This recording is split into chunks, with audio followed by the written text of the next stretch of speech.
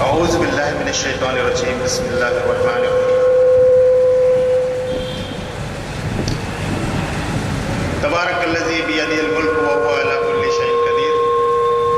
अल्लज़ी खलक़ल मौता वल हयाता लियब्लुवकुम अय्युकुम अहसनु अमला। मंच पर उपस्थित हमारे अतिथि जनाब उस्मान साहब, जनाब आसिर साहब और यहाँ पर जमा सभी मेरे बंधुओं और बहनों, अस्सलाम वालेकुम व रहमतुल्लाहि व बरकातुहू। अल्लाह की असीम कृपा और दया हो आपके ऊपर। प्रोग्राम शुरू करने से पहले मैं एक चीज़ जानना चाहूँगा कि इस सम्मेलन में उपस्थित सभी लोगों में से कितने लोग ऐसे हैं जो मराठी नहीं जानते, तो ज़रा बिल्कुल नहीं समझते। मैं ये नहीं कह रहा कि बोल नहीं सकते, मैं ये कह रहा हूँ कि अगर मराठी में बात की जाए तो बिल्कुल नहीं समझ सकते, ऐसे लोग आते हैं। अच्छा, कुछ लोग, ठीक, शुक्रिया, धन्यवाद। तो सभी ज़बानें अल्लाह सुब्हाना ताला की नेमत और उसका चमत्कार है। आज इस नशिस्त में इंशाल्लाह मैं हिंदी में गुफ्तगू करूँगा और हमारे अतिथि ख़ास तौर से मराठी में गुफ्तगू करेंगे, क्योंकि मेजॉरिटी ऐसी है अल्हम्दुलिल्लाह जो मराठी समझती है, और जो नहीं समझ रहे मुझे अल्लाह की ज़ात से उम्मीद है कि आज वो भी समझेंगे इंशाल्लाह। तो मेरे भाइयों और मोहतरम बहनों, जो एक छोटा सा टॉपिक मुझे दिया गया है, असल में बहुत बड़ा है, मरणोत्तर जीवन। उसके पहले कि हम मौजू की तरफ बढ़ें, मैं एक हकीकत आप लोगों के साथ में शेयर करना चाहता हूँ। ये इसलिए कि ऐसे कई प्रोग्राम्स हम करते हैं, लोगों के साथ मिलते हैं, इंटरेक्ट करते हैं। एक सवाल जब लोगों से किया जाता है कि भाई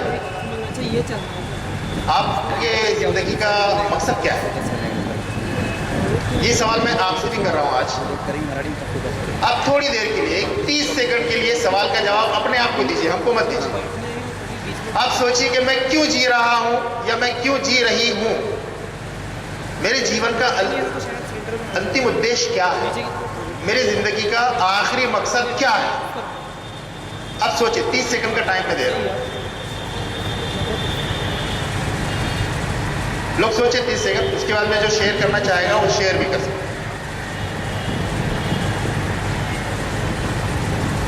हाँ भाई, 3 को फैलाना, वेरी गुड। और कोई? मेरी जिंदगी का मकसद क्या है?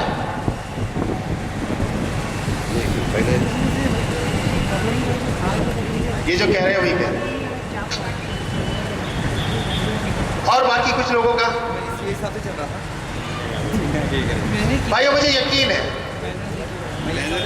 कि हम में से 95% लोग इसका आंसर नहीं दे सकते, क्योंकि उन्होंने इसका कोई मकसद तय ही नहीं किया। आप खुद ढूंढ रहे होंगे कि अरे हाँ, ये तो कभी मैंने सोचा ही नहीं, क्या ये सही है या गलत। एक पहलू ये है। दूसरा पहलू ये है कि कुछ लोगों ने तय किया होगा कि हाँ, मेरी ज़िंदगी का मकसद ये है कि मैं बहुत रिच आदमी बनना चाहता हूँ, बहुत बड़ा ऑफिसर बनना चाहता हूँ, अपने बिजनेस में बहुत आगे जाना चाहता हूँ। कोई कहेगा मैं अपने बच्चों को बहुत ऊंचे मकाम पे देखूँ, वगैरह वगैरह। यहाँ आप देखेंगे और वो लिस्ट अगर बनाएंगे तो हर व्यक्ति, हर शख्स की ज़िंदगी का मकसद आपको अलग अलग अलग नजर आएगा। जीवन एक है, हमको सबकी पैदाइश होती है, एक ज़िंदगी मिलती है और उसकी मौत होती है, एक लिमिटेड टाइम। अब ये लिमिटेड टाइम हम कैसे बिता रहे हैं, ये हर शख्स, या तो मेजॉरिटी डिसाइड ही नहीं कर रही है, तय नहीं कर रही है क्या करना है, और अगर तय कोई कर भी रहा है तो अपनी इच्छा के अनुसार, अपनी अपनी चॉइस के हिसाब से कर रहा है। तो क्या ये सही है? ये दूसरा सवाल।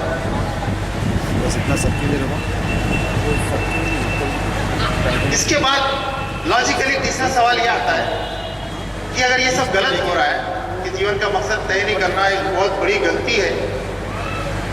ये ऐसा है दोस्तों कि आप एक ट्रेन में चढ़ गए, सफर कर रहे हैं, सारी तकलीफ बर्दाश्त कर रहे हैं और कोई आपको आके पूछ रहा भाई साहब जाना कहाँ है, तो आप कह रहे हैं पता नहीं।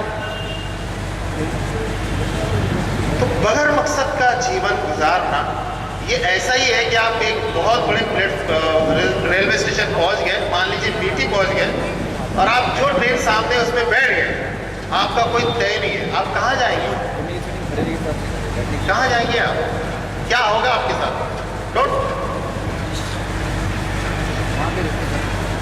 दूसरा सवाल ये आता है कि अगर जिंदगी का मकसद होना चाहिए और वाकई होना चाहिए तो वो क्या होना चाहिए, ये कौन बताएगा। जाहिर बात है ये वही बताएगा अल्लज़ी खलक़ल मौत वल हयात लियब्लुवकुम अय्युकुम अहसनु अमला, वही बताएगा जिसने मौत और जिंदगी को पैदा किया। आइए उससे पूछते हैं, हमारा और आपका पालनहार, हमारा रब, पूरे मानव जाति ब्रह्मांड सृष्टि का पालने वाला अल्लाह, हमारा ईश्वर, हमारा भगवान जो सिर्फ एक है, उसने मौत बनाई, उसने जिंदगी बनाई, वो बताएगा जिंदगी क्यों बनाई, उससे पूछेंगे। कैसे बताएगा, हर एक को आकर तो नहीं कहेगा, तो उसका एक निजाम, उसका एक सिस्टम, उसका एक यंत्रणा है। वो क्या है, प्रेषित। अल्लाह सुब्हानहू व तआला हमारा ईश्वर, आपका ईश्वर, लोगों में से हर जमाने में कुछ खास लोगों को चुनता है और उसको कहता है तू मेरा प्रेषित है, तू मेरा मैसेंजर है, तू मेरा पैगाम्बर है, जा ये हुक्म मेरे भक्तों को दे दे, मेरे भक्तों को बता क्या करना है। प्रेषित आते थे अपने लोगों के अंदर, उन्हीं में के लोग, सबसे अच्छा व्यक्ति उनके अपने समाज में जाता था और बताता कि देखो मैं अल्लाह का पैगंबर हूं, मुझ पर ईशवाणी अवतरित होती है, मेरी बात मानोगे कामयाब हो जाओगे, मेरा इनकार करोगे नाकाम हो जाओगे। तो यह है प्रेषित का सिलसिला। जैसे कि हमारे साहब भाई ने बताया, अल्लाह सुब्हानहू व तआला ने, ईश्वर ने हर जमाने में ये प्रेषितों का सिलसिला जारी रखा। कोई कौम, कोई इलाका और कोई जमाना ऐसा नहीं रहा जिसमें लोगों के मार्गदर्शन के लिए, उनकी हिदायत के लिए, रहनुमाई के लिए, गाइडेंस के लिए अल्लाह ने प्रेषितों को ना भेजा। हर जमाने में आते रहे, वो अपनी कौम की तरफ आते थे। ये सिलसिला 1,24,000 कमोवेश का बताया जाता है। इसकी आखिरी कड़ी हजरत मोहम्मद मुस्तफा सल्लल्लाहु अलैहि वसल्लम, इनकी खासियत यह है कि ये अंतिम प्रेषित संपूर्ण मानव जाति के लिए आए, पूरी इंसानियत के लिए आए। इसके पहले जितने भी होते थे वो सिर्फ अपनी कौम के लिए, अपने इलाके के लिए होते थे, लेकिन अल्लाह के रसूल प्यारे नबी सल्लल्लाहु अलैहि वसल्लम पूर्ण मानव जाति के लिए तशरीफ लाए। अच्छा, ये सिर्फ किसी खास जमाने के लिए भी नहीं थे। अल्लाह ने बताया कि आप सारी इंसानियत के लिए हो, सारी इंसानियत के लिए भी नहीं। वमा अरसलनाका इल्ला रहमतल लिल आलमीन, हमने आपको संपूर्ण सृष्टि ब्रह्मांड के लिए, हमारे नबी हजरत मोहम्मद सल्लल्लाहु अलैहि वसल्लम सिर्फ मुसलमानों के नबी नहीं, सिर्फ हिंदुओं के नबी नहीं है, सिर्फ क्रिश्चियनों के नबी नहीं है, सिर्फ 1400 साल पुराने सहाबा के नबी नहीं, वो इंसानों के, जिनों के, जानवरों के, आसमान के, जमीन के, पूरी कायनात के नबी है। पूरी कायनात के लिए रहमतुल लिल आलमीन बनाए गए। ये शान है प्रेषित मोहम्मद सल्लल्लाहु अलैहि वसल्लम। फिर किसी एक जमाने के लिए नहीं, क़यामत तक के लिए, हमेशा हमेशा के लिए। तो अब क्या है, अब कोई चीज अंधकार बाकी नहीं रहा। फिक्री तौर से, नजरियाती तौर से, सोच के लेवल पर कि अब किसको फॉलो किया जाए, कौन सही है कौन गलत है, कोई डाउट नहीं। अंतिम प्रेषित और अंतिम ग्रंथ पवित्र कुरान सबके लिए, सूरज सबके लिए है, चंद्रमा सबके लिए है, ये हवा चल रही है, जिस ठंडी ठंडी हवा चल रही है, हिंदू मुस्लिम सिख ईसाई जानवर पेड़ पौधे सबके लिए चल रही है। ये हवा सबके लिए है। तो सबसे बड़ी नेमत अल्लाह की किताब सबके लिए, प्रेषित मोहम्मद सबके लिए, ये अल्लाह के रसूल सल्लल्लाहु अलैहि वसल्लम का व्यक्तिमत है। आज इस आपको बुलाने का उद्देश्य भी यही है भाइयों, कि अपने प्रेषित को जाने। ये आपका प्रेषित है और ये क्यों आया, किसने भेजा इसको? आपके रब ने, हमारे पालनहार ने, हमारे निर्माणकर्ता ने भेजा। किसके लिए? हमारे लिए, हमारे गाइडेंस, हमारे मार्गदर्शन के लिए भेजा। इसको हम नहीं जानेंगे तो कौन जानेगा? जितना हम जानेंगे उतना मार्गदर्शन हमको मिलेगा, उतनी हमारी जीवन की जो समस्या है वो खत्म होती जाएगी। अब हम इस जीवन के ऊपर आते हैं कि हम जरा जीवन का विश्लेषण करें तो हमारी ये दुनिया की जिंदगी क्या है। ईश्वर ने, भगवान ने हमको एक शरीर दिया है जिसका एक आगाज है, एक स्टार्टिंग है कि हमारी पैदाइश से हमारी शुरुआत होती है। उसके पहले हम क्या थे कोई नहीं जानता।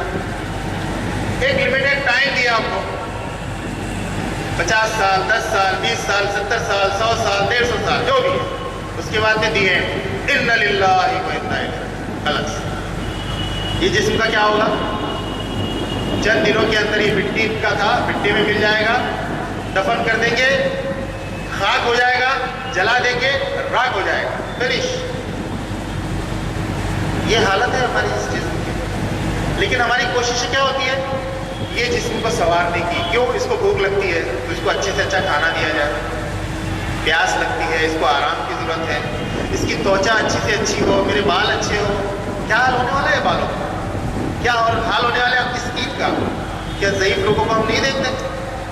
क्या होता है आपका 50 साल 70 साल के बाद क्या हाल होता है? इसका हम इतना केयर करते हैं। पूरी फोकस हमारी फिजिक, भौतिक जो शरीर है हमारा, उसके ऊपर। हम ये कभी नहीं जानते कि इसके अंदर एक चीज है जो असल है, आत्मा, सोल, वही फील करता है आपका। साइंस ने इस बात को प्रूव किया है कि जो कुछ भी हम सेंस करते हैं, 5 चीजें हैं ना, या तो हम देखते हैं, या हम सुनते हैं, या सूंघते हैं, या चखते हैं, या स्किन से महसूस करते हैं, हवा से खमसा जिसको हम कहते हैं। 5 सेंसेस, छठा तो कुछ है ही नहीं हमारे पास। ये 5 के 5 सेंस हमारी बॉडी में, ब्रेन में जाते हैं, मस्तिष्क में जाते हैं। पता है आपको कैसे जाते हैं? इलेक्ट्रिकल सिग्नल के जरिए जाते हैं। आप आंख से देखते हैं, वो इलेक्ट्रिकल सिग्नल में कन्वर्ट होकर ब्रेन में जाता है। तो जो कुछ हम देख रहे हैं वो हकीकत कुछ नहीं है, वो इलेक्ट्रिकल सिग्नल है। अगर आपकी आंख नहीं हो और वो इलेक्ट्रिकल सिग्नल आपको दे दिया जाए ब्रेन को, ये सीन का जो दिख रहा है यहाँ पर, तो बगैर आपको ऐसा लगेगा कि ये सीन है, ये नजर आ रहा है। चीजों की कोई हकीकत नहीं है, ये भौतिकता की कोई हकीकत नहीं। असल जो चीज है वो है आत्मा। हमारा उसकी तरफ कोई ध्यान नहीं, और इसी वजह से पूरी दुनिया आज परेशान है।